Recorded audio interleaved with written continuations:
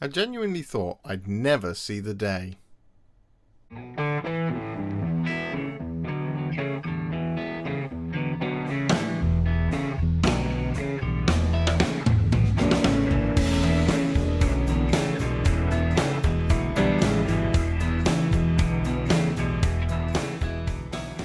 Hello everybody, it's the Warhipster here, coming at you with another Sprue review video. Yes, it's another one. Saturdays just seem to have become the Sprue review day. Maybe that's not such a bad thing. Yes, today we are talking the new Multipart Stormcast Eternals release. So as you can imagine, Josh is a happy boy. And if you're new here, I'm Josh. So therefore, I'm the happy boy. Yes, the Stormcast Eternals have got their multi-part release that has dropped today. It's available to pre-order today. And Games Workshop have been extremely kind and have sent me a whole bunch of the new stuff, which is in various places around the room, which is why I don't have any props in my hands and I'm waving them around. Here is an example of one of those Stormcast Eternals miniatures. Hi, Iridan. Yes, I'm very, very excited, and I hope you Stormcast fans out there are excited as well for all the goodies that have just dropped. Now, this is going to be difficult because I have to keep some objectivity here. It's a little bit easier this time around. So before we jump into our Sprue review video, I must remind you to please subscribe to the channel if you haven't done so already. We are racing our way towards 75,000 subscribers for the year, and another way to help me do that is to like this video and comment below telling me which Stormcast Eternals unit you are most excited for. I'm excited for all of them because they're all really cool and they're Stormcast. Hey! So without further ado, let's jump in. Stormcast Eternals, the multi-part Sprue review. Let's do this. Alrighty then, let's kick things off with the Lord-celestant. It's a new one, and its cloak is no longer made of hammers. Here it is. As you can see, we've got a couple of variants here on the back. We've got a shield, we've got a hammer and sword, we've got a giant hammer, we've got a hammer in this hand.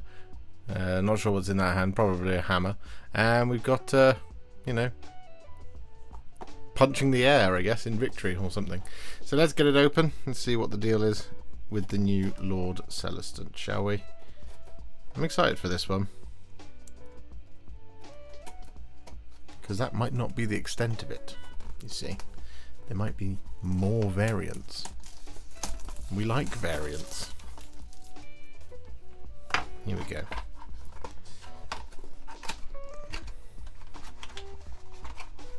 Haha. That seems to be it. Okay, so we get ourselves this old sprue. There we go. And we get ourselves a little instruction booklet. There we go. So, okay, interesting. Do we have any... No, it looks like we just have a single weapon profile, first and foremost, so it doesn't actually really matter how these guys are armed. I'm tempted to go for something a little bit silly and go for the big hammer and a little hammer. I don't know. Let's see if it's possible. So, inside, here we go. There we go. So we build our Lord-celestant up to this point, up to 11, and then up to 14. There we go. So we build up the majority of the body, and then we have all of those choices. Sword, hammer, hammer, hammer, big hammer, fist, hammer, shield. And it all kind of, oh yeah, 15, 15, 16. So your single arm goes with both of these. I'm actually, do you know what? I might go for just like a Liberator style hammer and shield. That feels pretty cool to me, standing in amongst. Anyway, we've got 3 different heads as well. We've got a helmeted head, we've got 2 bear heads, and it looks to be that they are female heads, which is really cool. It might be that all 3 of them are, by the looks of things, which is rad.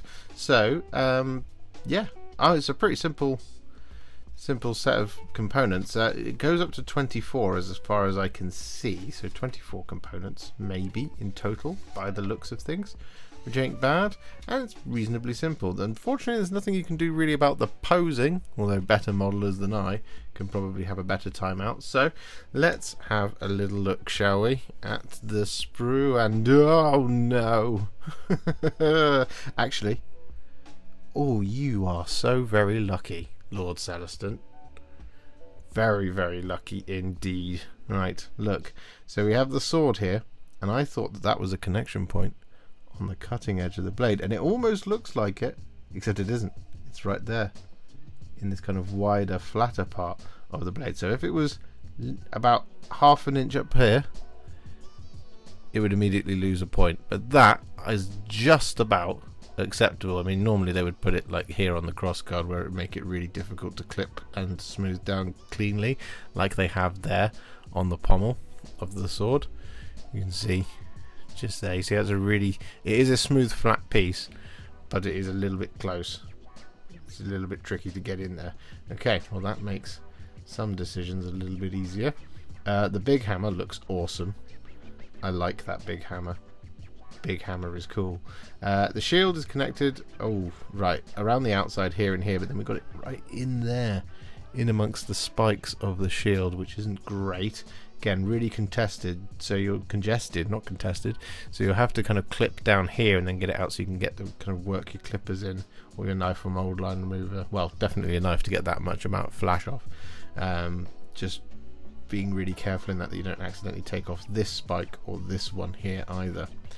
So the shield is, again, just about on the edge of acceptable. We have our three heads. They are all connected at the neck here, here, and here. So that's fantastic. The cloak is not connected in the worst way. It's round the outside here. Got it on the underside of our hammer, just there. So there are hammers on this cloak. Excellent. But then we do have it here in amongst the hair and on the paw of the pelt. There, and there, so that's one thing to watch out for. And similarly here, again, right in there, in a really congested area for our clippers. And that one's just about okay. It's from the side of the smooth part of the paw, so we'll just about allow that. The legs here, the kind of shin pads, were connected again in amongst spikes here. At least at least it's not down here in the curved part of the ankle, but then up here it's a really congested area to be. So it's kind of like pick your poison here or here. This one is perfect, connected right at the top, smooth along the edge, and there's no kind of congestion in there to get in there, so it should be nice and easy. The hammers are connected on the hammer faces, as it always seems to be with Stormcast. Same for this one down here. There's not really an 100% easy choice of weapon here in terms of kind of an easy clip and use of it, but there we go. That's all.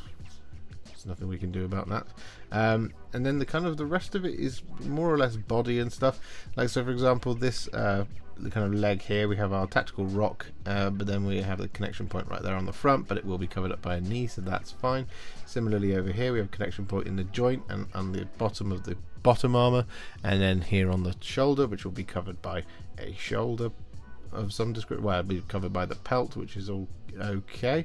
What is that bit? That is a part of the hammer. Actually, so the big hammer is pretty cool because the hammer face is completely separate, so it'll be nice and smooth. So the big hammer is a pretty good one to use. We have our shield arm where we're connected on the joint, and then right here on the elbow. Right, we were expecting that. That's what they do. Not on this one though. That's good. So this one though, we are connected on the elbow, on the elbow pad, the nice smooth kind of very rounded piece. So just use your knife or mold line remover and move along the curvature of the piece so as not to kind of gouge it out. Okay, it's an alright sprue. It's not brilliant. It's going to be a little bit tricky to get right. So we shall just have to be very careful. I suspect this will be like a 30-minute build or something like that, just because mold lines are also quite prevalent on this one. But lots of options, which is pretty cool. It's better than the last one.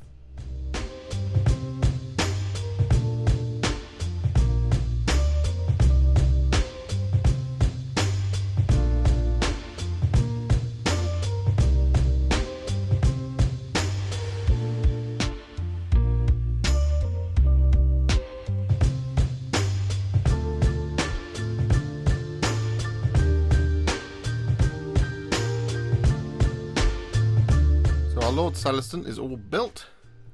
I went for the hammer and shield in the end. Looking pretty cool. So, pop that to one side, and we're going to move on to the Lord-relictor. Yes, this one is another resculpt. Now, I don't think there's going to be as many options here. I think the only thing that you get that's an option within this one is heads. So you get this kind of bare-headed one, or one with a hood up. And for me, there's one that's a lot cooler than the other. So we're going to get this one opened up, of course.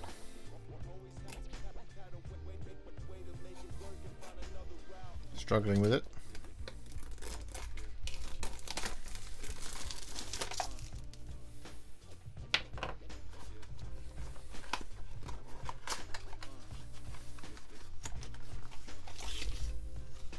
Oh, there's not very many pieces.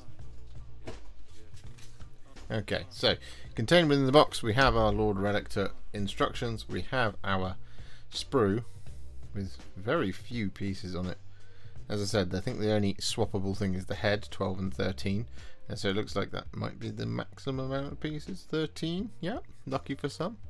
We have a 40mm base there as well. So, looking at the instructions then, we go 1, 2, 3. Ooh, 1, 2, 3, 4. Where's 5? Where does 5 happen? Oh, it's there. No, 5, 6, 4. Boo. Oh, I mean, it's technically 1, 2, 3, 4, 5. Anyway, I'm getting distracted. We have the large hammer, and yeah, then it's just the choice of heads. One with a hood and one without. I'm not sure how the one without fits into the one with. That doesn't look like it does, but there we go. So, nice and simple there. Lord-relictor kit. But you could have a different head if you wanted to have a bit of variation between 2 Lord-relictors, but no 3 Lord-relictors. That would be insane. So, let's start down here. Firstly, we have shoulder and another shoulder, and we have an arm. Now, the 2 shoulders are connected at the kind of the inner part of the shoulder pad, so kind of like the inside rim, as it were. So that's perfectly fine. Nice and nice. These will go right up by the helmet. Right, so quite easy to smooth down, and it's kind of an inward facing detail anyway. We then have the arm there though, where it's got a big chunky connection point right there on the elbow of the arm, so that's less good. Again, like with the Lord-celestant, you want to follow with the curvature of the piece just there. Next up, we have the hammer, where we're connected on the underside, well, on the bottom, the kind of pommel of the big hammer. We then have a connection point there on the wrist as well, which is on the smooth part, but it is kind of quite congested in there, so we are going to want to be careful as we kind of clip that one off and smooth that one down. And then we have a connection point on the front of the hammer, on the hammer facing, of course, and then here on the twin-tailed comet kind of backswing part of it, the picky bit. So again, these are reasonably easy details to smooth down. It is always a little bit, I wish they wouldn't connect it on the face of the hammer, but at least it's a flat piece where it's easier to get to, so, well, it's pretty easy to smooth down as well. So it's not the end of the world, I just wish it was different. We then have the back piece. We have the connection point here around the pieces of the armor and around the outside of the parchment. That's nice and easy to do. We have our kind of belt assembly where we have a connection point right on the front of a piece of paper. So that's a bit of a no-no right there, because that's just going to lead to being a smoothed flat piece of paper, especially when it's supposed to be kind of crinkly and stuff down here. It's not ideal. So that's a mark down there, unfortunately. But then we have a connection point on the underside of the hourglass, where again it could be a little bit tricky to just determine where the kind of sprue ends and where the component begins. So just be careful there. And then the bit here is on top of the belt. The body, though, the vast majority of the back of the body here, we're connected on a part where the shoulder's going to cover, and here where the arm's going to cover, and here on the underside of the feet, which is fantastic. The back, however, is, well, the Relictor's dress looks to be, well, it's in half, basically. So you're going to watch out for a kind of gap appearing alongside that seam where these two pieces are going to glue together. And we do, of course, have these connection points there and there in the cloth. So an ideal way to deal with this is to take both of these pieces, push them together dry fit them, and then smooth them down with your knife or mold line remover at the same time, because that way you know that you've got the same amount of matter that's been cut away basically to smooth out the join. That is a general top tip for a large piece like this, which should mean that the gap shouldn't be too big, because it looks like you glue 1 and 2 together first anyway.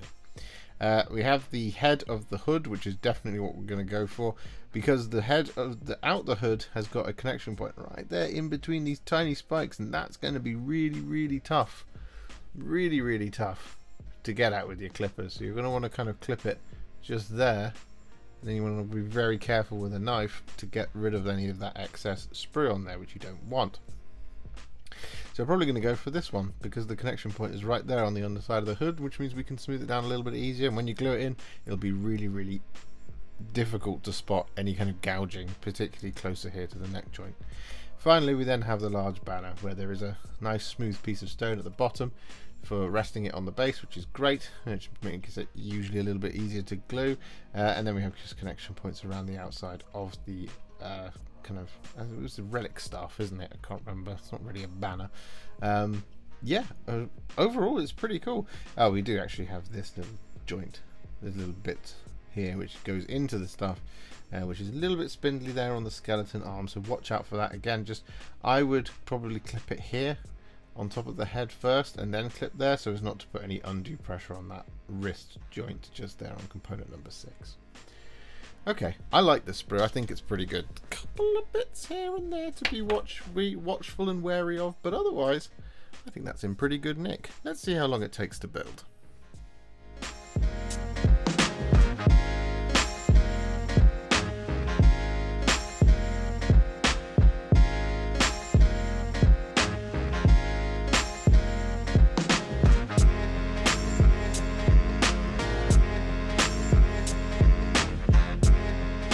Alright, 2 down, many to go. The Relictor looks great. He goes together very simply. So, we are now going to go for our next small box character, which is one we've already seen before, but this is a new iteration.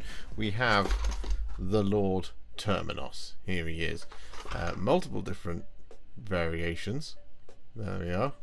Got the sword, the axe. I say multiple difference. Just a couple. But there might be more. You never know. You never know. So we'll get this one opened up.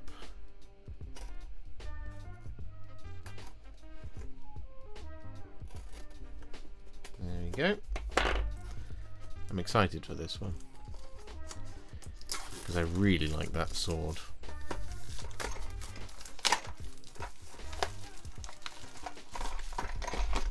Go. Alright, so I've noticed so far we haven't had any transfers either. There used to be transfers. Right, here we go. So we have, obviously we have our 40mm round base, and we have our 25mm round base, I believe, for the Memorian that is also included in here. Gotta have your Memorians. And we have our sprue. There it is. It actually doesn't look like there's a ton of stuff. Oh, look at that sword. Oh boy. That's a good looking sword. The axe is very cool, but we've painted the axe before. Anyway, we're not here to look at the swords. We're here to look at the instructions first. So we will, as normal, build things up. 1, 2, 3, 4 components there. And then we choose the variant we want to build. We'll use the axe or the sword. And then, once we've done that, we put the back on, put the extra arm on, the shoulder, and then we have a choice of 2 heads, and then we have our Memorian, who comes with only a single way to build. So the choices here are 2 heads or 2 weapons, but the weapons are functionally the same there according to the rules, or at least to how this instruction manual interprets said rules. Cool, there we go. Easy. Actually, we should just make sure that that was a 25mm base with a Memorian. Yes, there it is. 25mm base. Great. So, sprue time. Here we go. Now, some of you may be thinking, Josh, you've lost your mind, because that sword has got a connection point right there on the cutting edge of the blade. However, it does not. It is on the guard of the blade, just in there. So, it avoids that terrible fate as well. The axe is the same. We have a connection point on the top of the head, and thankfully we don't have one in the kind of traily bit there either. We just have one there on the top of the head. We have one on the kind of, well, the rondel bit that goes on the chest, and then we have one on the pommel of the axe. Same here on the sword. Actually, it's exactly the same kind of setup. We do have a connection point on the tip of the blade just there, but it is going to be resting on the ground, so that's not too bad. And if anything, it kind of just looks flattened off anyway by the looks of things, so it can rest on the ground. So it's probably intended to be that way, which is fine. Believe it or not, we are fine with this. We have the cloak here where we're connected on the outside, but then we have two connection points right here on the outward facing part of the inner cloak, so that's a big no-no there and there. This one is connected on the kind of edge of the cloak, so that's absolutely fine. Our Memorian, we have the connection point there on the side of the cloth, which is a bit unfortunate, and then here right on top of the hood as well, which is not the best. We don't like to see that kind of thing. We should find the heads for the Lord Terminos. There's the one. There's the bare-headed head, where we have the connection point on the underside of the neck, which is fantastic. Same there for the helmeted head, which we are absolutely going to do, because the Lord Terminos should be anonymous. Read Scaventide. You'll love it. Trust me. The other part of the Memorian's body is here. Again, we have a connection point on the cloth of the chest, but then on the underside of the foot. So these ones we're okay with. These ones we have to be careful with. We just have to move with the curvature of the piece, come across it like this rather than that way, because you will end up kind of smoothing it down or gouging it out if you use a knife or mold line remover. Our shoulder here is connected on the inner edge, which is great. This kind of belt assembly for the Memorian, by the looks of things, is connected at the joint there on top of the hourglass and on the side of the tabard, which is fine. It's not on the elbow, for example. This one, however, is connected on that piece of armor by the looks of things, so it's just about okay. It's not on the flesh or again on the elbow, and then it's connected there at the joint. The chest assembly of the Terminos, we are connected here in amongst, actually that is part of the shoulder, so it might just about get away with it, but it does look quite congested, and it is going to be a shoulder that is in half by the looks of things. I think it does get covered over by the fur, maybe by this one here. It goes in there, so it's not the end of the world. It's just about okay. We can probably live with that. It just about sneaks past as being acceptable. And then we have the kind of other part of the main body here where we're connected on, again, outward facing part of the skirt or inner cloak. And then we have connection point on the elbows, both elbows on one piece. That's a shame. We don't have any connection points in amongst the spikes on the back of the Terminos, which is pretty good to see. What else? What have we missed? We've had this piece. We've not talked about this piece where we've got, actually this is the front part of this piece here, where the connection point is on the joint here and on the underside of the cloak. So this one's pretty good. Again, just push these two together and smooth it, these two bits together and smooth it down before you add the glue, because it just makes that process even easier, and then it just means that you're less likely to have a gap. Do you know what? It's actually a very good sprue, this one. I'm impressed. It's a very small amount of parts for what is two models, but we've seen this before with the Lord Terminos in Scaventide, but this one is new and different in some ways. So we're going to get this one built up, we'll see how long it takes, and we'll be right back.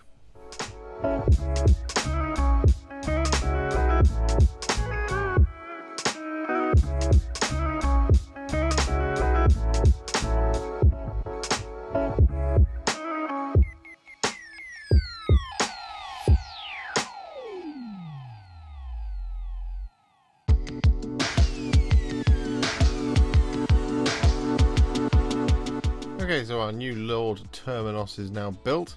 I like it. I like it a lot. It's cool. You can see how that sword rests on the ground there as we predicted. It's cool. It's a really, really nice miniature. Especially when you now slot it into things like the Relictor. There we go. Don't they look like an absolute kick-ass duo? I certainly seem to think so. Oh, lovely. Right. Now that we've done our 3 small box characters, it's time to do our half box character. Yes, Tornus the Redeemed. An absolute favourite character of mine. Finally rendered in plastic. There he is. And it is real. It's Tornus the Redeemed. It's not just a hallowed knight that they're calling Tornus. It is Tornus the Redeemed. Because I thought initially it might just be a case of you can call him Tornus the Redeemed if you want. In fact, Tornus the Redeemed is a pretty cool dude.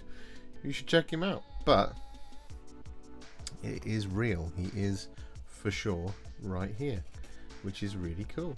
So we're going to get him open. Now, I have a feeling, because they previewed this guy and the Brood Terror at the same time, and the Brood Terror was a push fit kit, I have a feeling that this one might also be a push fit kit. So we shall find out now together, which is cool. You do of course have the optional assembly there of the bog standard Knight Azeroth. I think the only difference is that there is a sword instead of a spear, and a different head, but we shall find out of course. Right, so here we go. Push fit or not? Ooh, it does. Yes, it's push fit. There we go. We got our hex holes. Excellent, lovely. I know a lot of you don't like them, but I love a push fit kit. I mean, this should go very quickly. No glue required. Oh yeah. So 50mm base inside the box. That's what this bad boy is. And we have Tornus the Redeemed. There we go. Yes, the sword. So you can build the spear on either. Well, on Tornus the Redeemed it's the spear and a helmet. On a Knight Azeroth it's unhelmeted and a sword. Or you could just paint it a different colour, any which way you prefer. The sword's really cool, but we're obviously going for Tornus in this video because he is the man, the myth, the legend himself. Wow, 11, 12 components in total by the looks of things. 1, 2, 3. Yeah. So I think the way it works is you build up the model up to this point, and it's blue and green track because the spear goes in at this point. If it's green, you're going to put either the spear or the sword in at that point. Then you're going to add the front plate, then the wings, and then the 11 and 12. And amazingly, the wings are a single component. Oh my, look at that. Oh wow. Oh wow. That is absolutely remarkable. So this is the sprue. Now we should check the sprue for the usual offences, of which it doesn't look like there are any. I've lost my pointer, so we're going to go for a different one here. We're going to use the mold line remover instead. So we'll start over here. And well, I mean, this is why I love push fit kits, partly just because exploring them is really fun, because you just get these insanely sized pieces like this one, and this one. So this is the back of the body, and well, we have our first of our hex hole pegs here, but we're connected on the underside of that. That's okay. Then we have a connection point there on that one on the side of the plastic. Well, of course it's on the plastic, on the side of the stone. Just there. Then we have one here on the outward facing part of the cloak, which is one to watch out for. We have one here on a peg, and then we have one here on the elbow. See, there has been a little bit of a theme here. It's always connected on the elbows. Always on the elbows. What a shame. Anyway, so as always, just move with the curvature of it. We've said it over and over again, and we'll keep saying it. Just, you know, I hope it's useful. I hope it's good to point it out. We have his legs, the mythical legs that didn't exist. There they are. We are connected on the outside of the front part of the kind of shin guard, but from front eyes on, you're not going to notice them because everyone thought he didn't have any legs. It's the same on this one over here as well. So really, you should be careful, just with the good practice, and make sure that you get it nice and smooth. However, if you do make a little bit of a gouging mistake, honestly, from the front ways on, you're never going to see it because of the way this model is posed. We have our other bit of stone here, which will clip into that, connected around the outside of the stone. That's absolutely fine, we can live with that. We have the helmeted head connected on this like kind of push fit bar and on the underside of the neck, so not on the actual head, whereas on the helmet, this head, boo, we have a connection point right on the top of the bald head. That's not good. We don't like to see that. I mean, helmets are more popular in general, but if you like to build your characters without their helmets on, that's going to be a bit of a pain, because you want to be very careful, because again, it's the top of the head is very obvious. So you want to make sure you smooth it very gently by moving with the curvature of the piece, rather than kind of going straight across it. Just be gentle with your knife or mold line remover. The spear is fantastic because it's enormous. It's not connected on the cutting edge of either of the blades, so this is on the kind of, I guess it's kind of a cross guard in some ways, and this one is on the actual cross guard, was kind of part of the sort of decorative assembly of this blade, which is fantastic. And then this connection point is on the inside of a joint, which is a half of a shoulder pad, so I'm expecting to see another half of a shoulder somewhere, probably, yes, right there. So you're going to watch out for that. You want to make sure that you push them together nice and fast. In fact, there is a nose that will overlap, so that's not too bad, because usually that's the most kind of obvious place where you'll see a gap if there is one, but it might be that you want to clip the pegs there and use a little bit of glue on that seam just to make sure that there's no gap in that area.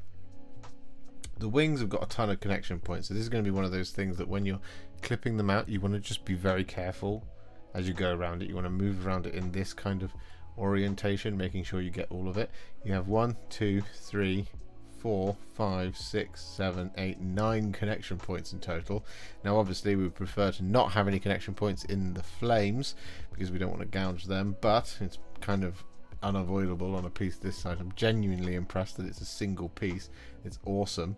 The kind of this one down here and this one here and this one are the ones to watch out for, because you just want to make sure that's nice and smooth, and again, you don't kind of judder along it or kind of cut too much away with your knife.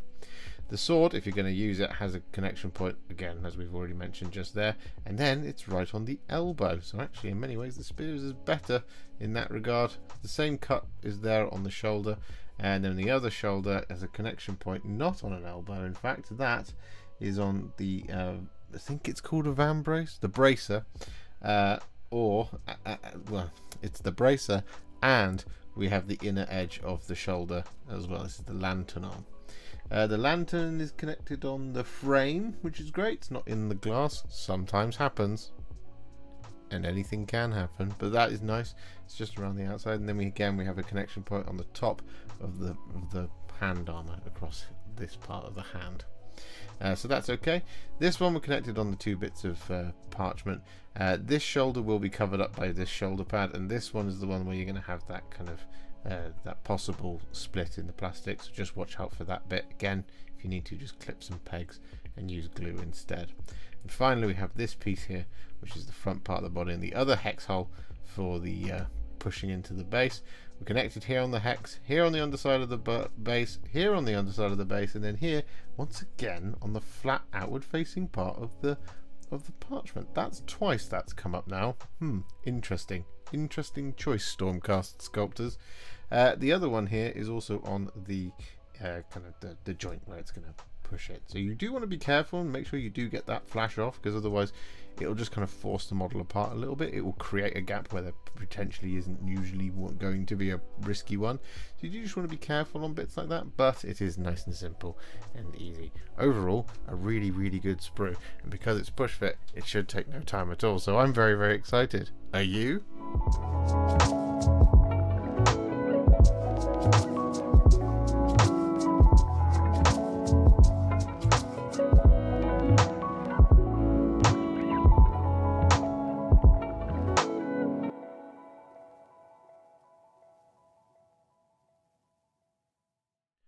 I will never not be impressed by what they can do with push fit these days. Look at that. And also Tornus the Redeemed in plastic at long last. I would have liked the Venator version. But there we go. So we have the Azeroth all built. And well, it would be rude not to continue down this character path. So we are of course going to do the main event next. The big one. we are talking, of course, about Iridan the Witness. Now, Iridan the Witness, the box comes with two different options. You can build Iridan, or you can build the Lord Vigilant on Morgriff. There it is, sideways on. So that one there is Iridan, right there, and then the Morgriff is there. And as you can see, there's a couple of different options, right? So you can have the Morgriff, well, Iridan's Morgriff is looking off to the left, and it's got a hood on, and its mouth is closed, and then of course Iridan is completely different to the Lord Vigilant, whereas the Lord Vigilant has that enormous and very, very cool, very, very sexy glaive thing going on there. But the Griff as well does not have a head cowl on. Its mouth is open, it's looking off to the right. So there's a lot of cool stuff in here, and I bet there's optional, yep, there's optional heads. So there's a helmetless one and a helmeted one, and Iridan doesn't have an option, but we shall find out even more information in just a second as we open it up, which we're going to do now. Ooh, we have a tray. Here it is. One tray as requested. So there we go. We have our instruction booklet. There it is. Lovely. We have two sprues, one big one. No, we have three technically. So it's actually done in three half sprues. Essentially, that's how that works. See, we've got the dividing line. So normally you would see one big A4 size one, and then one A5 one like that. But no, all A4 sprues, which is cool. I actually quite like that. I don't know why. It's just something that I like. As you can see, it's had quite a few iterations.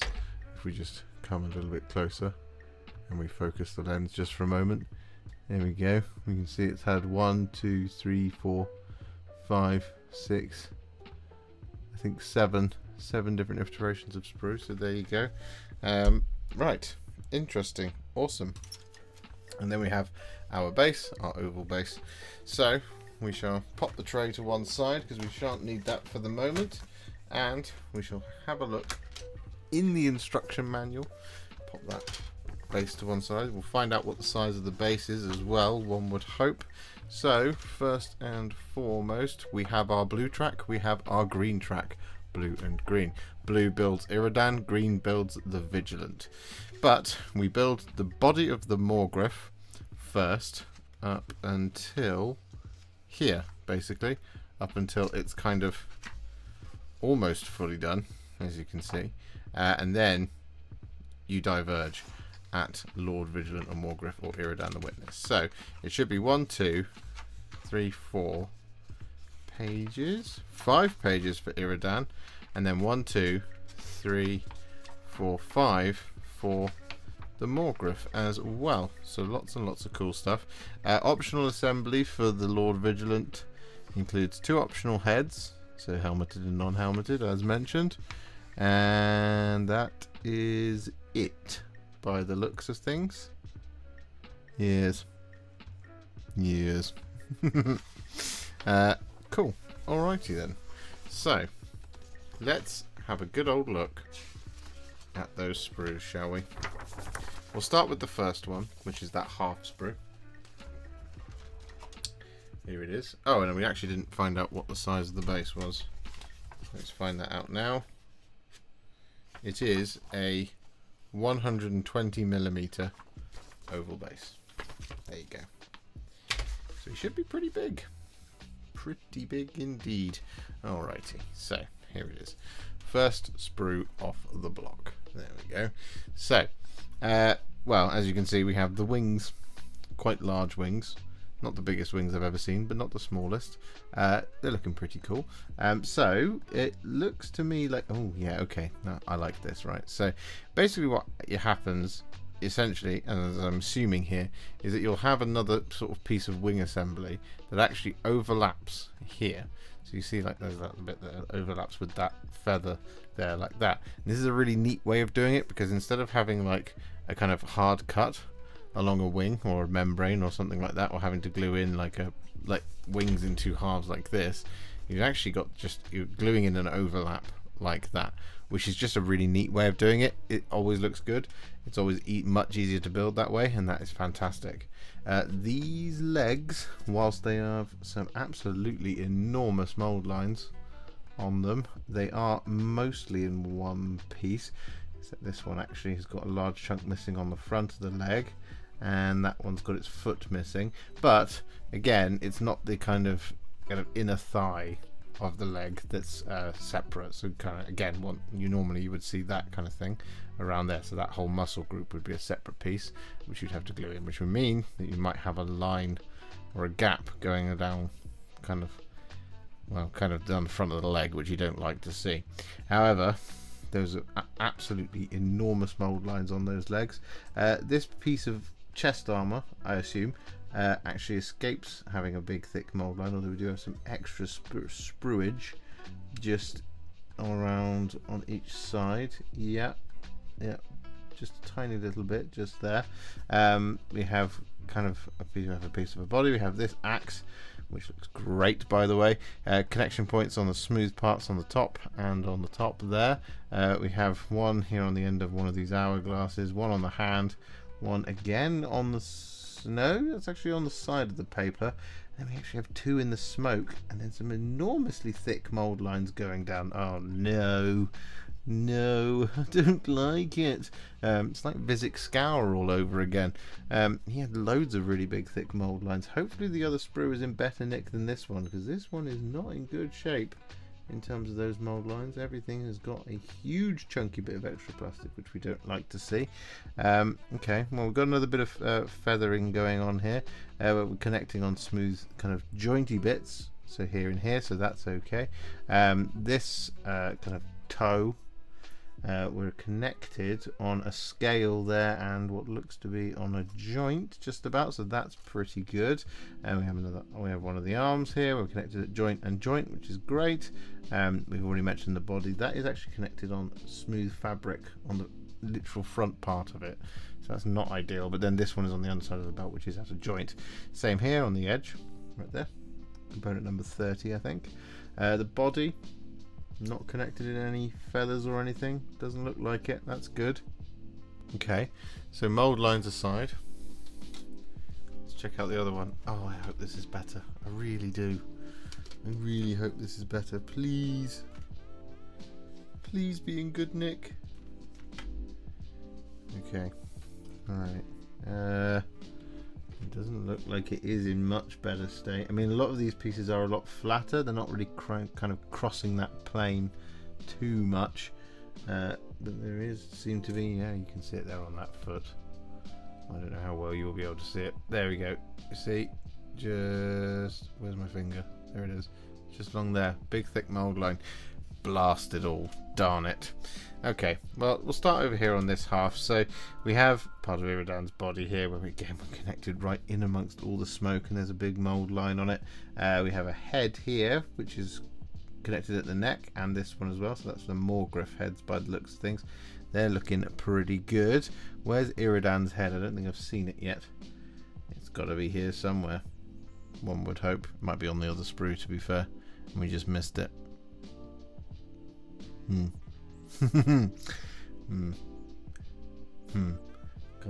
Can't see it yet, but we shall find it eventually, I'm sure, when we're building, or indeed in our travels as we do this sprue review. Or it might be that you use one of these heads and then glue stuff over the top. In fact, there's part of it. Yeah, okay, 28. That's part of the head.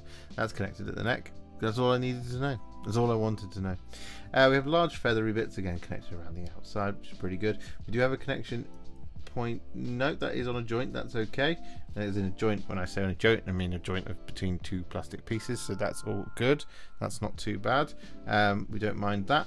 We have a large piece of wood just there, which is okay, connected around the outside. All good. Again, the kind of body of the Morgriff over here. We've got connection points on scales, which is when it's kind of these are slightly more rounded, so you want to watch out for them, because, you know, You want to move with the curvature of it rather than kind of going straight across, because again you don't want to gouge out the scale. But because it's a scale, there's other scales either side, so just be careful, because if you apply too much pressure you'll end up taking most of the scales out and losing a pile of the kind of the details and stuff. I'm sorry, I just punched the mic, not in frustration, by accident. We have the glaive over here where we're connected in the smoke just there and on the back of the cutting edge of the blade, which is fine. It's not on the actual cutting edge, which is okay. Again, here and here on those kind of little borders between the decorative bits of the glaive, so that's okay just about. I mean, we don't like these connection points in the smoke, but there's not a lot we can do about it. Our head for Iridan's Morgriff does come in two halves, and it is a half that comes right down the middle of the head, which is a big shame to see. Again, you just want to make sure that you're pressing these pieces together, and when you're smoothing them down with your knife or mold line remover, have them together like this, and then use your mold line or your knife over the top of it together, because then it just kind of creates this smoother filled gap, and then use a good bit of glue between them, because, well, the head of the cavalry or the large beast is one of the most noticeable parts of a model of this size, because it's right there at the front. So if there's a big line going up the middle, you're going to see it. You just are, and you don't want to see it. The Morgriff's head looks to be similar in that respect. Yep. Okay, so again, same thing. The beak is in half as well, so yeah, you it's not ideal. I like this piece though. This is cool, this large piece of the tactical base rock thing. That's looking good. Again, connected on all the rock by the looks of things, but a couple of bits in the dirt, but that's not the end of the world. We can deal with that. The reins here feel nice and sturdy, actually. There doesn't seem to be anything that's tiny, which is cool, other than this part of Iridan's head over here, number 28. So just watch out there. But otherwise, you know, it's looking pretty good. Things like armor pieces and braces and stuff were connected around the outside of them, which is all good. We have a connection point on an elbow just there, which we don't like to see so much. We don't have any connection points on the front of knees though, which is good, here and here. So we're winning in that regard. But yeah, okay. I mean, look, it's a large monster kit. You're never going to really build one of these, either Iridan or the Morgriff itself, but it's not great because of those thick mold lines. It's going to be, I think, like Visic, and it's going to take a little bit longer than you would normally want it to. Probably looking at something like an hour and a half maybe, because of the amount of cleanup we're going to have to do. Of course, that is dependent on how difficult this kit is to build in terms of putting the components together, but we shall see what the order of operations looks like. I'm not looking forward to all of this cleanup though. That alone knocks some points off of Iridan, I'm afraid. We shall find out in due course together just how long it takes to build Iridan the Witness, which is the one we're building, because he's the named one, and that's cool.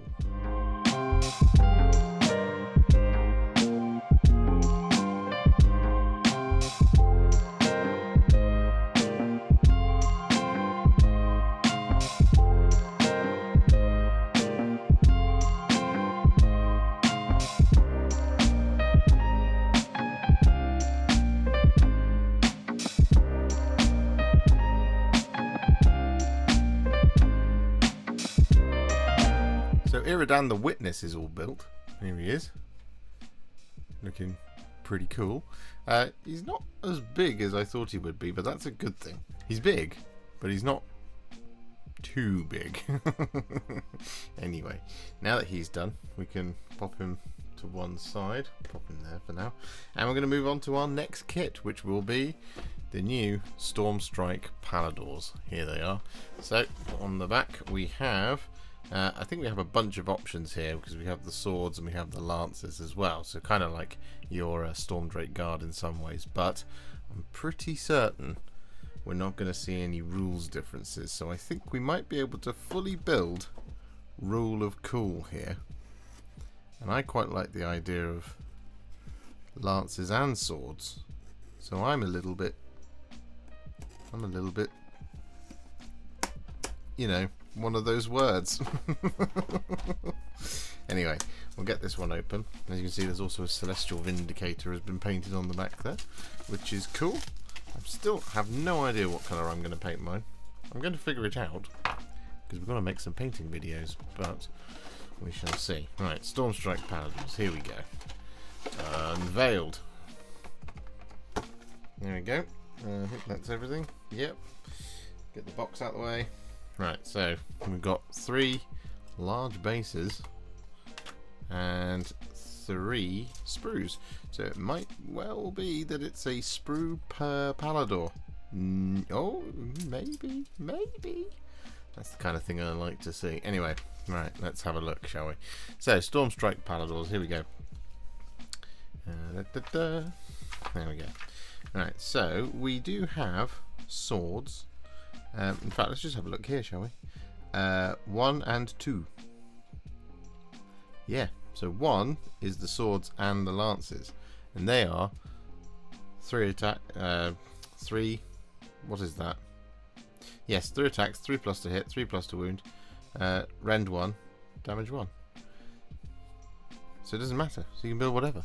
That's cool. It's not cool for everybody, but it's cool for me.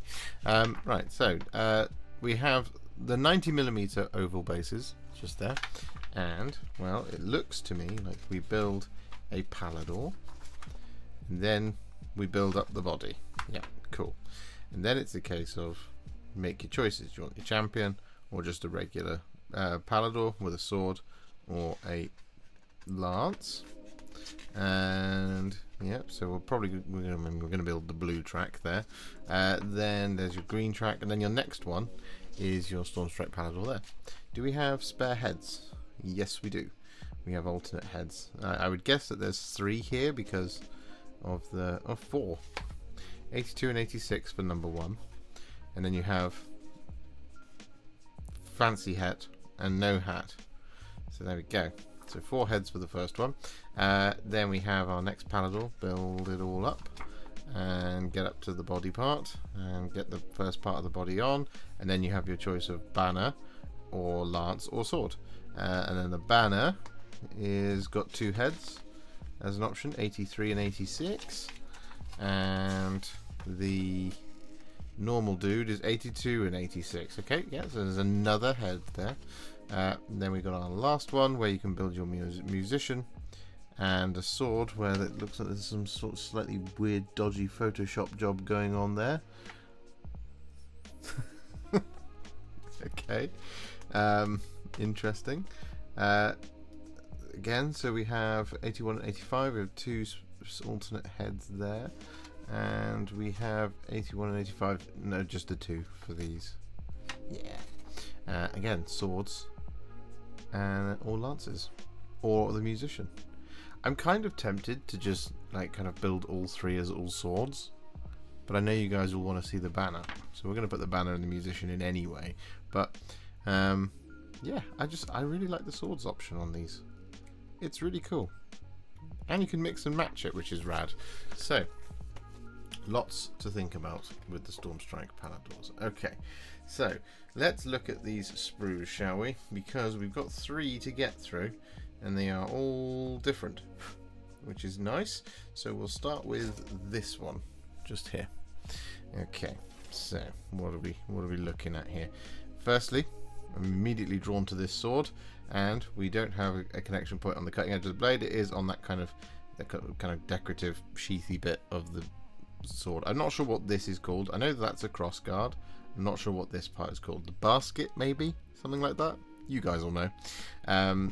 We also have our lance here. We don't have a cutting edge connection point on the lance point either, which is nice. So your options are perfectly valid.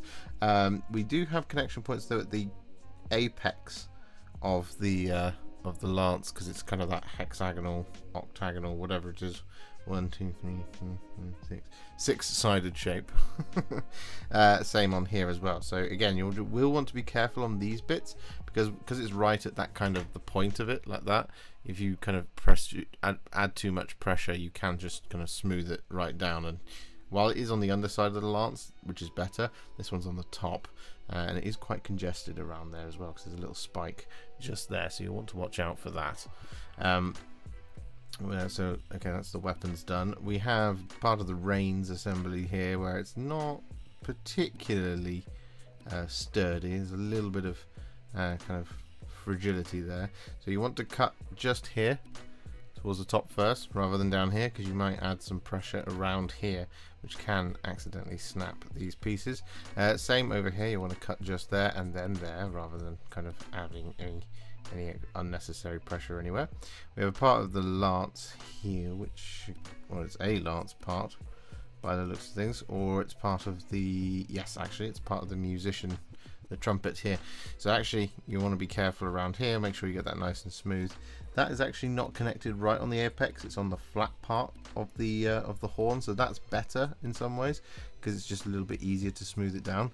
However, you might have a little gap going between right through the middle of the trumpet, so watch out for that, and just make sure you use plenty of glue and smooth it down very gently.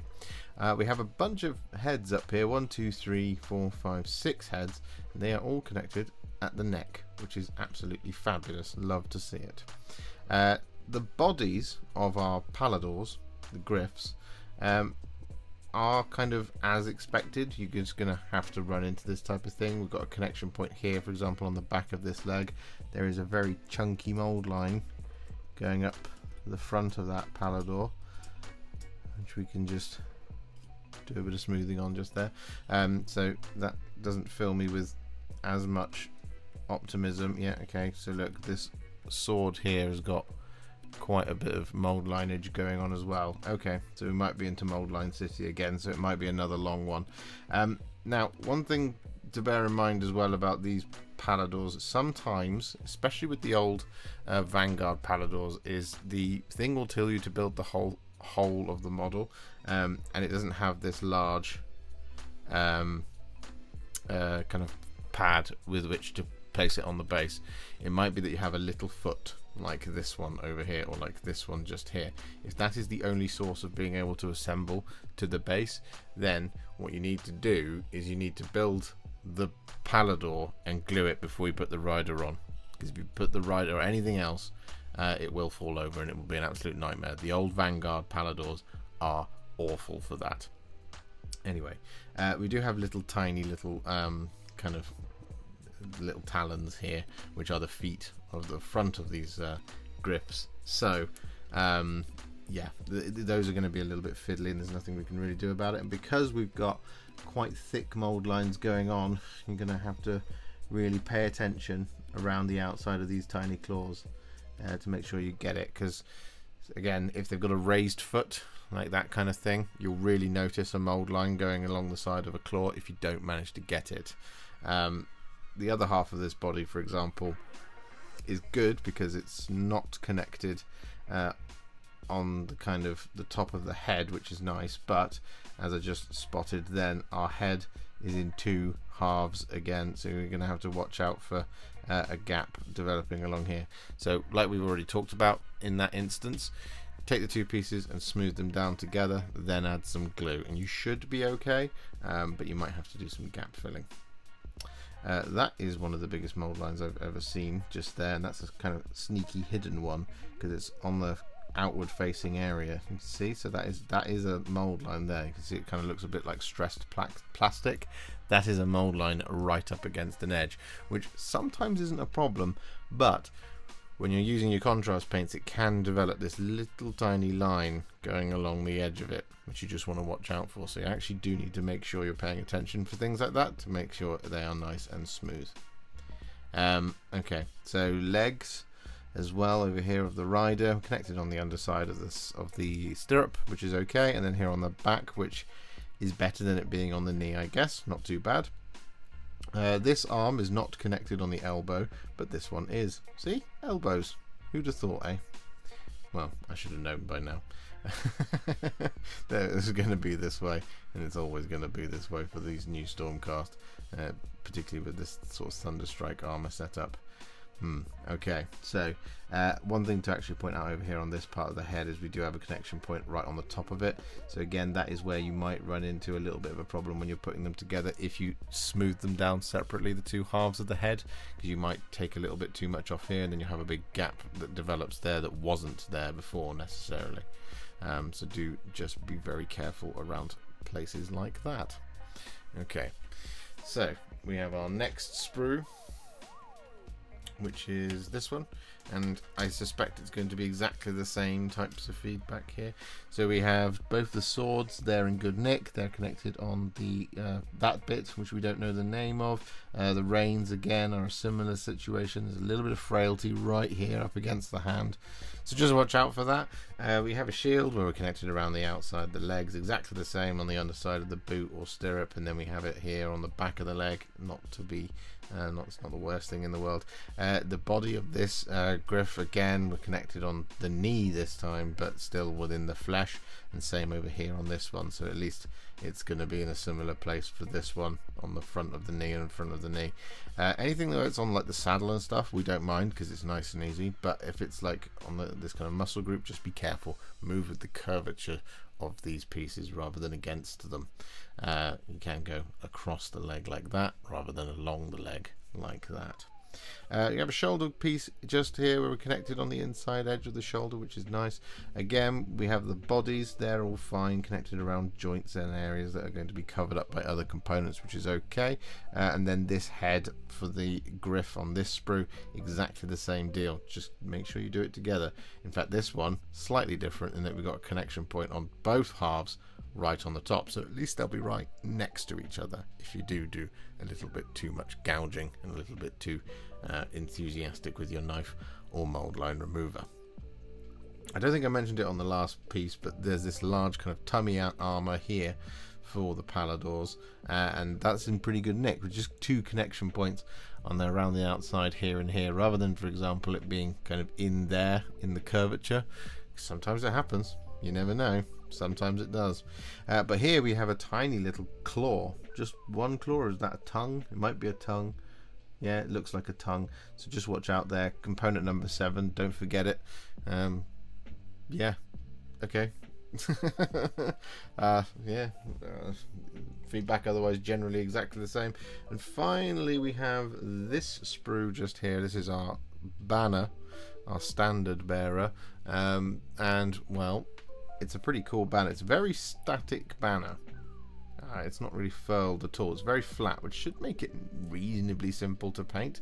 Again, this really long trail out here, just kind of a nice flat area with which to work, so that's okay. And it's really kind of trailing after them to give them that kind of idea of speed, which is pretty cool.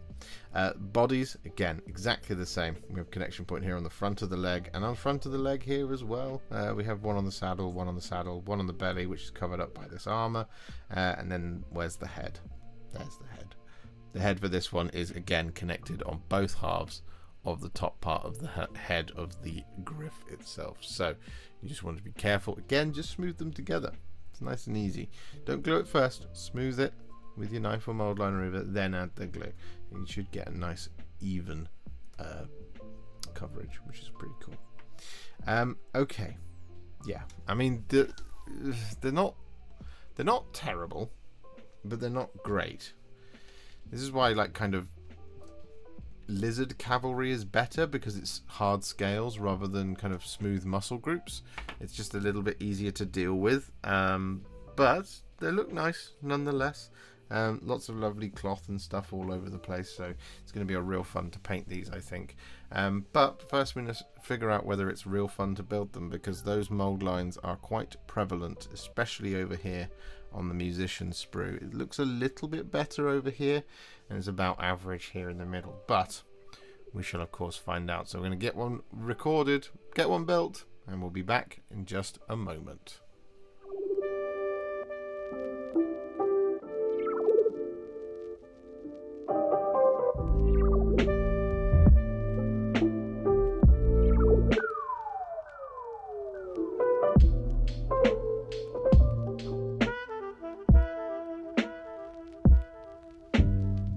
Palladors are all built. Here they are. They are massive. And they did take a little while to build, as predicted, because of all of those mold lines, but they're still glorious nonetheless. Anyway, it's time to move on once again. We've got 2 more left to go. So our next one is going to be the Reclusians. Now, we have already looked at Reclusians on the channel before, of course, because we did the Scabentide ones, but this is the multi-part release. So let's get them out. 3 sprues, pile of bases, some for the Memorians, some for the Reclusians. Here we go. So there we go. 1, 2, 3 sprues in total. We also have the 3 40mm bases and 2 25mm for the Memorians. Right, let's have a look, shall we? Now it might be a Reclusian per sprue again, which would be really cool. Right, there we go. So the Reclusian Prime can be built one of 3 ways: double axes, axe and shield, or with the big mace. We're probably going to do the big maces, even though it means nothing according to the weapon profile on the back here, as you can see. But still going to do it anyway because it's new and interesting.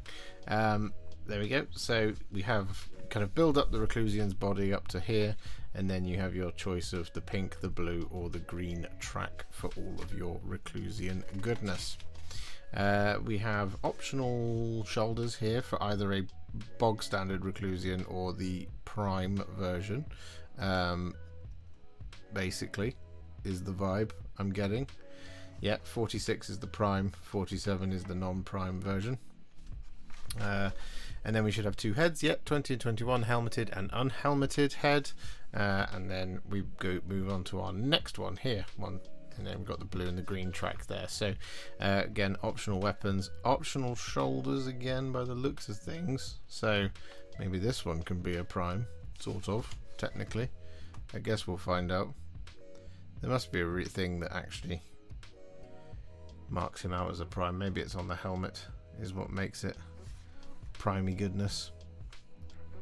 Can't really tell. Not entirely sure here. Anyway, we've got the blue and the green track here again, big mace or axe and shield. And then we have our third one there. Again, we have a kind of choice of head and then big mace or axe and shield. Your 2 Memorians come as standard down here. There's no options on there either. Excellent. Okay, so Reclusians to one side just for the moment, and we will start with the solo sprue. Here it is. So let's try and figure this one out, shall we? So firstly, we have a cutting edge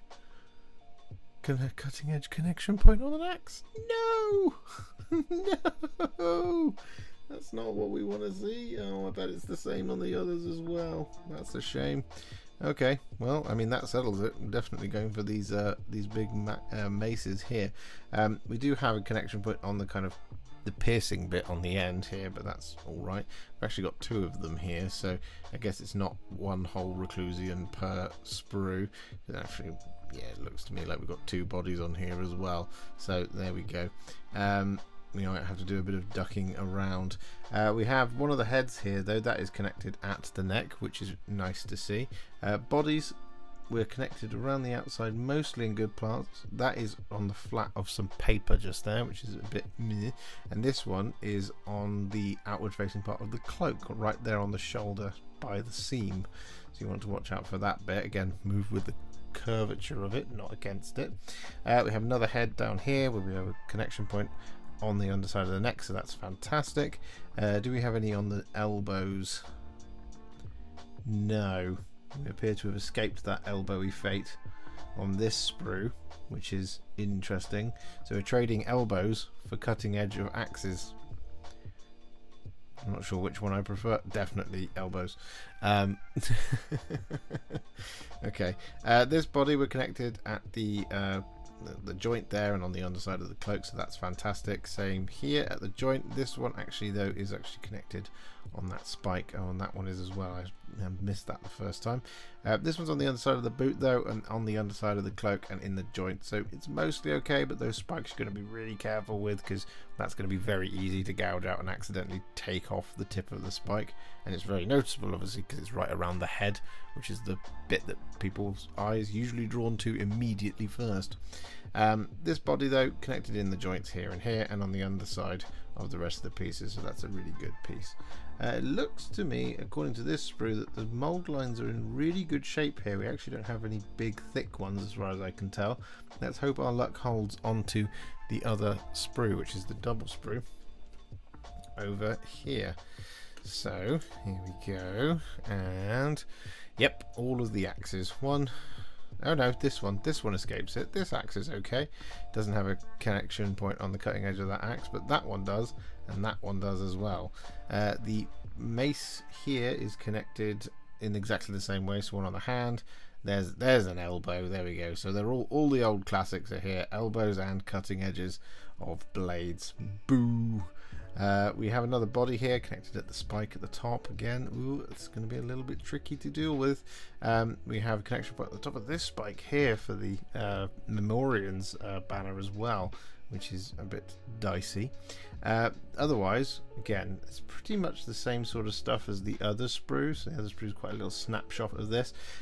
Connected point around the outside of the cloak and stuff here, which is okay, but then we do have it on the outward facing area of that kind of fold on the cloak. Same on this one here as well. So just kind of watch out for those. Make sure you're very gentle with your knife or your mold line remover. Shields, as always, connected around the outside. They're all good. In fact, these ones pretty good because they're only connected twice. There's even less to do, which is fabulous. We've got some shoulders here, 1, 2, and 3. I think there was more over there, probably. No, there wasn't. So I've only seen 3 so far. So maybe it's a case of they're interchangeable, sort of. Interesting. One must be a prime. I guess we'll find out. Anyway, they're connected at the kind of the inner joint, apart from this one, which is like right on the edge there. That one just about makes it onto the inside area, and that one does as well, but that one's right on the edge, so you just, again, don't take the top of the shoulder part off, because you don't want to do that, obviously, with your knife or your mold line remover. Yeah, okay, this is a really interesting sprue, because it's like you've got a lot of the worst characteristics and also some of the good ones. I guess that's kind of what you expect from these types of things. We've got more heads, of course, 1, 2, and 3 over here, and they're connected at the necks as well, which is fabulous. And then the Memorians bodies as well. We should probably point those out, connected around the kind of joint areas, which is fabulous. They'll be nice and quick to put together, as all the Memorians have been so far, as they all should be. So there you go. That's what you get in the new Reclusian set. So we should see if we can build these quicker than the push fit ones. I doubt it, because these are not push fit. This is multipart, baby.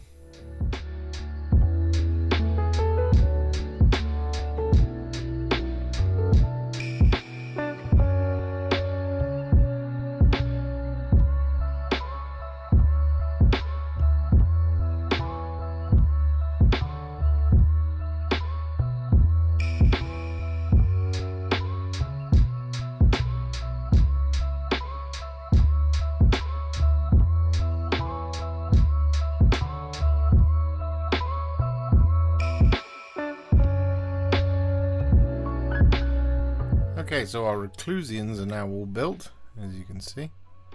There they are, looking cool. I really like these big maces. I also like that you can just have a mixed unit of the two. I think that's pretty sweet. And to be honest, they went together pretty quickly and easily, which was nice.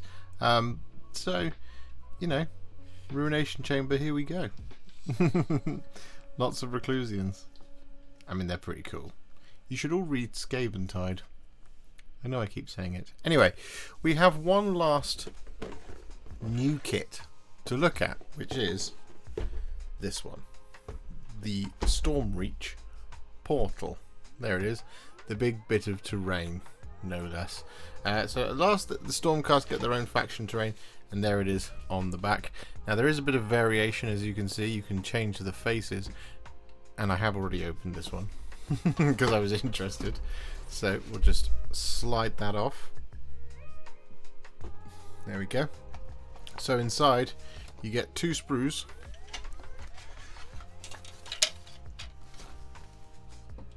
and an instruction manual, and the two sprues are identical, which is interesting.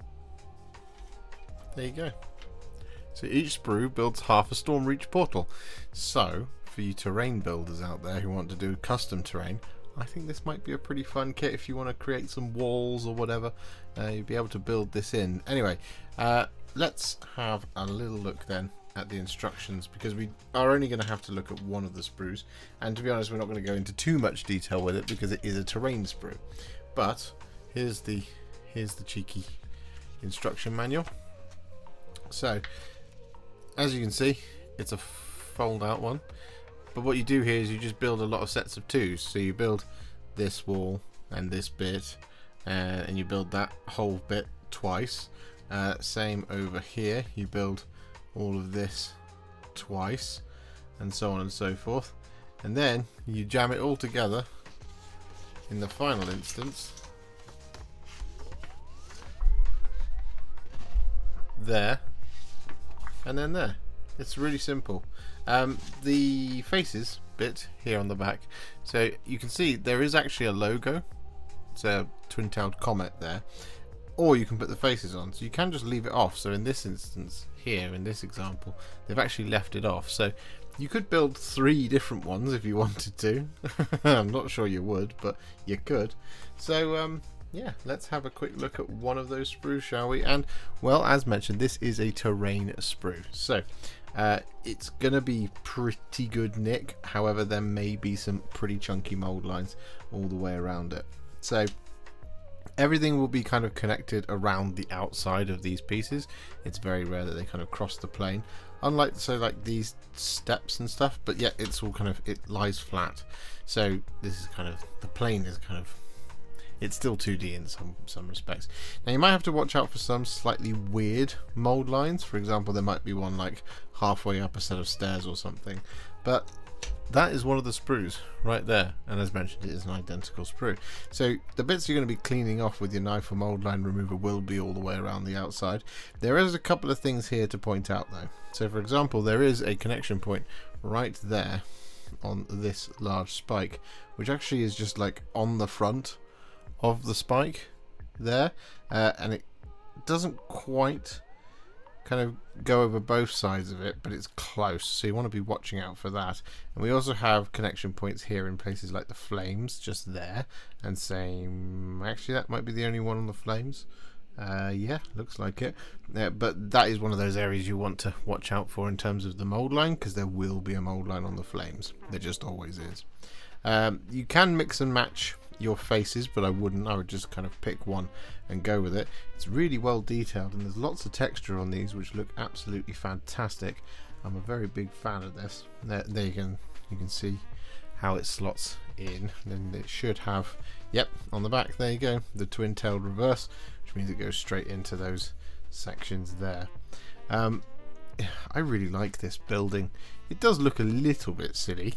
I've heard it given some nicknames, but I really like this building. I want to see more Sigmarite buildings, like intact buildings, not just kind of ruins or half-built ones, because this is really cool, and I want to see some like bigger ones, or at least some equivalent ones, to go alongside this, so we can build out a real kind of Azerite settlement, or a real kind of almost well, an Azerite settlement, or a place in Azir where we could maybe take the fight to, although, you know, that would be a stretch to say the least. So the instructions do suggest that you use matching parts. It says it up there, so I wouldn't mix and match the faces. I'm pretty certain that this one is warrior chamber and this one would mean ruination chamber, so you could kind of, I guess, chamber lock it if you wanted to. Not that it does chamber lock according to the rules, but there you go. It's really beautifully simple. So we should see how long it takes to put this thing together. Basically, the cleanup is the thing that's going to slow us down here, because it should be pretty simple. It's just do it twice, essentially.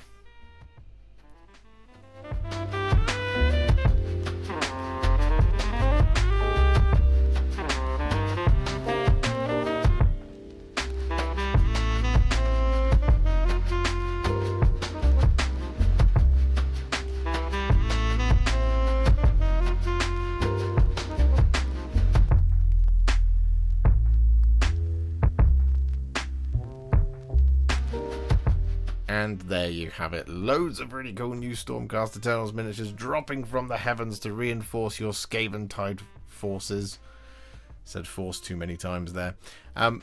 Games Workshop did send me some Prosecutors and some Liberators as well, but they are the same sprues that came in Skaventide, which is why we haven't done them again here. If you want to see how to build them, or rather my thoughts on the sprues and the time it takes to put them together, you can check out the Skaventide sprue review video, which is also live here on YouTube. Now, the big question on everyone's lips, as always at this point, is did I manage to paint it all? Absolutely not, but I did manage to paint 5 of the 8 things that we're hopefully going to have ready for you coming soon. So we have a Lord-celestant here, painted in the colours of the Astral Templars. Yes, I finally did land on a decision, and we have our 4th Storm host here, which will be led by this very Lord-celestant. Then we have a Lord Terminos, who I've painted in the colours of the Celestial Vindicators. I've decided I'm going to add a bunch of Ruination stuff to the Celestial Vindicators because it looks awesome in these colours. I think it looks absolutely fantastic, and it's been a while since I've painted them. We have done Tornus the Redeemed, not just your bog standard Knight Azeroth, but we did do Lord himself. We did do Tornus himself. He's absolutely fantastic. And well, next up we have the Lord-relictor, because I needed a priest for my Hammers of Sigmar, and now I have a priest for the Hammers of Sigmar. And well, I think he looks absolutely fantastic. I love painting gold. Finally, we have of course got Iridan the Witness. I wouldn't leave you hanging. We did of course do the main individual themselves right here. Really, really fun to paint this one, and absolutely fantastic. Yeah, there you have it. I went on a real character binge. Now, I am going to be working on the Stormreach Portal later today, so I'm very excited for that. So don't worry, Stormreach Portal, Stormstrike Palladors, and Reclusians in not the Hallowed Knights colours. I'm thinking Celestial Vindicators. That's all on the way. So, loads of cool content coming up very, very soon. So what did we think of the sprues? Well, it is a bit of a mixed bag. Unfortunately, it's not all kind of perfect and lovely to put together. There are some issues here and there. For example, those Reclusians having connection points on the cutting edges of their axes. In some ways, you might be better off buying them push fit versions, because they were very, very simple to put together. Then again, these were very simple to put together as well. And actually, if you're going to sink some time into building Reclusians, then maybe carving off some sprue connections from cutting edges of axes isn't the end of the world, but in isolation it is a bit of an issue. The other thing as well, similarly to Vizek Scour, Iridan the Witness is the leader of the Stormcast Eternals range release, and is also covered in very, very thick chunky mold lines. So it's a little bit frustrating, just from a case of point of kind of quality of these sprues. A lot of the characters, pretty good nick, right? So like Celestant and the Relictor and things, they were pretty decent, as was the Reclusians, in fact. But the Stormstrike Palladors and Iridan the Witness, just really thick ones. I don't mind small mold lines, which is you just kind of gently run your mold line remover or the back of your knife over and it comes off nice and simply. But when they're really thick, it takes a little bit of extra effort, which then just multiplied across sort of 50 or 60 components ends up really just extending the time of a build so much. I mean, it took me 2 hours to put together Iridan, and that was surprising. Generally though, in terms of like kind of putting these miniatures together, they were pretty good.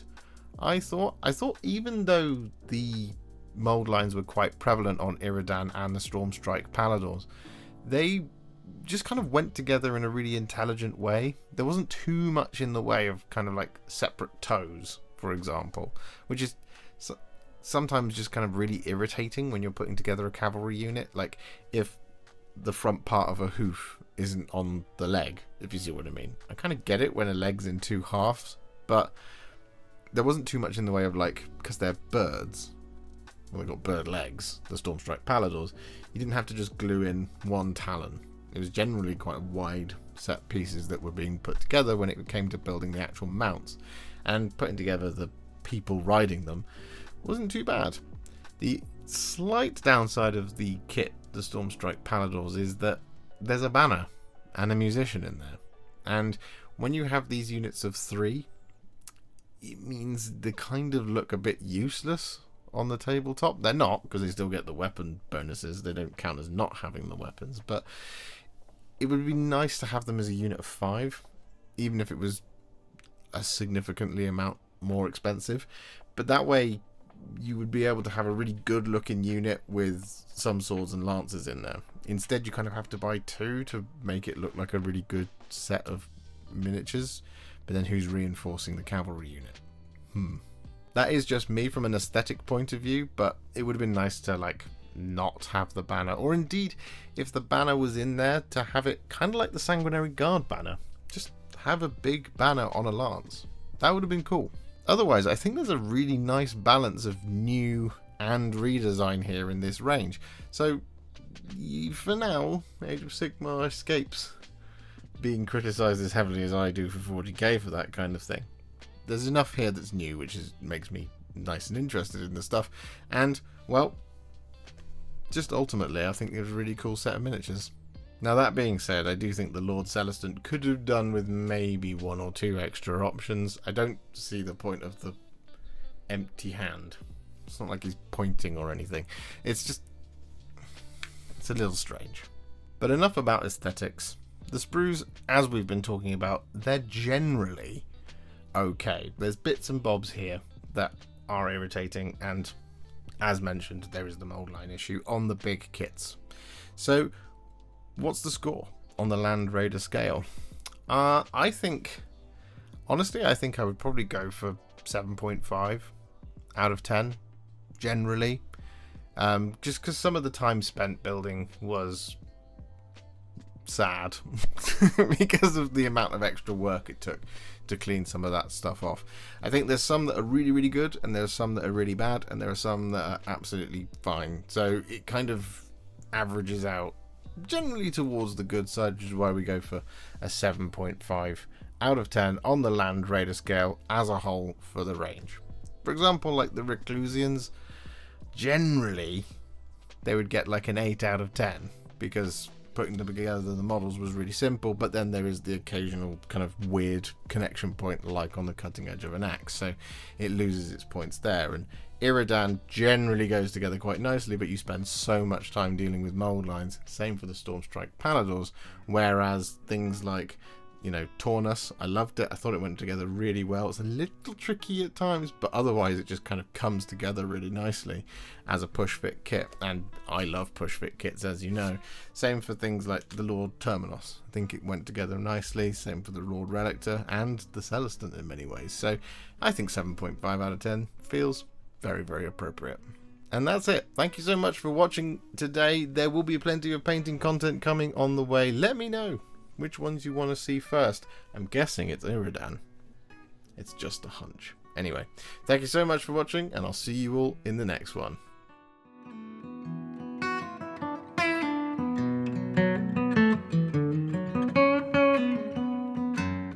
If you enjoyed this video, you love the channel, and you'd like to support me further, you absolutely can do so by heading to patreon.com/Warhipster, just like all of these wonderful, amazing people have done. And alternatively, you could become a YouTube channel member by clicking on the join button below, exactly like these fabulous folks have done, scrolling up on the screen before you. There are so many of you out there that it really takes my breath away, and I cannot thank you enough for everything you do, as without you, I wouldn't be able to keep making these Contrast Plus videos. And if you really like this video and you want to send me a little thanks, just click on the thanks button just below this video. Don't forget to share it, like it, comment on it, and don't forget to subscribe to the channel. And to make sure you stay up to date, don't forget to click the bell icon. Thank you so much for watching, and I'll see you all very soon in the next one. Happy wargaming.